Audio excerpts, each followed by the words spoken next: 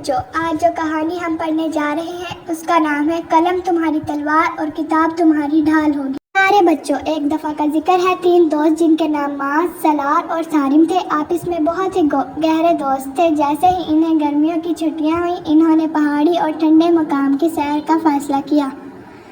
وہ اپنے طے شدہ پروگرام کے تحت چھٹیاں ہوتے ہی گھروں سے نکل پڑے۔ مری کے مختلف مقامات کی سیر سے خوب لطف اندوز ہوئے۔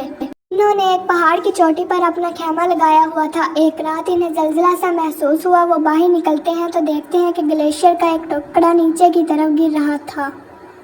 جب انہوں نے نیچے دیکھا تو نیچے سب گاؤں والے گھروں میں سکون سے سو رہے تھے۔ وہ اس گلیشیئر سے بے خبر تھے۔ معاذ نے سلار سے کہا، ایسے تو گاؤں والے مر جائیں گے، ہم کوئی حل نکالتے ہیں۔ سالم نے کہا، ہم پتھر جمع کرتے ہیں۔ جب ان تینوں نے کافی پتھر جمع کر لیے تو تھوڑا نیچے جا کر گاؤں والوں کی چھتوں پر پھینکنا شروع کر دیے۔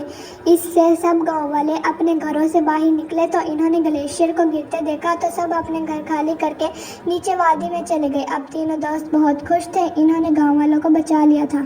اگلے دن تینوں دوست جب نیچے جنگل میں پھل جمع کر رہے تھے تو انہوں نے دیکھا کہ تمام بندر بیمار اور کمزور سے دکھائی دے رہے تھے۔ باقی کچھ جانوروں کی حالت بھی ایسی ہی تھی۔ پھر انہیں یاد آیا، پہاڑ کی چوٹی پر ایک چشمہ ہے، اگر ان جانوروں کو اس میں نہلا دیا جائے تو ان کی خارش ختم ہو سکتی ہے اور یہ تندرست ہو سکتے ہیں۔ وہ جنگل کے بادشاہ شیر کے پاس گئے اور اسے تمام معاملہ سمجھایا۔ پہلے تو شیر نہ مانا، لیکن تینوں دوستوں کے اصرار پر وہ مان گیا۔ اس نے تمام جانوروں کو جمع کیا اور کہا کہ جس جانور کو بھی بیماری ہے وہ ان کے ساتھ جائے۔ تینوں دوست ان جانوروں کو اس چشمے پر لائے اور ان کو نہانے کا کہا۔ جو جانور اس چشمے میں نہاتے گئے ان کی خارش ختم ہو گئی اور سب واپس شیر کے پاس آ گئے۔ شیر نے ان سے پوچھا، یہ کیا معاملہ ہے؟ تو انہوں نے بتایا، اس چشمے کے پانی میں سلفر ہے جو اللہ تعالیٰ کی ایک نعمت ہے جس کی وجہ سے ان کی خارش ختم ہو گئی ہے، ہم نے اپنی کتابوں میں پڑھا ہے۔ اس پر شیر نے ان دوستوں کا شکریہ ادا کیا اور شام کو تمام جانوروں کو ان کی دعوت کے لیے انتظامات کا کہا۔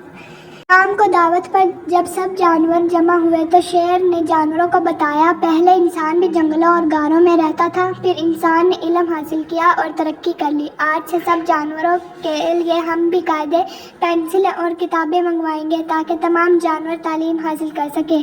آج سے سب کے لیے میں کہتا ہوں کہ قلم تمہاری تلوار اور کتاب تمہاری ڈھال ہے۔ سب جانور خوشی سے جشن منانے لگے۔ جانوروں نے ان تینوں دوستوں کا شکریہ ادا کیا اور دعائیں دیتے ہوئے رخصت کیا۔ نتیجہ، علم بڑی دولت ہے۔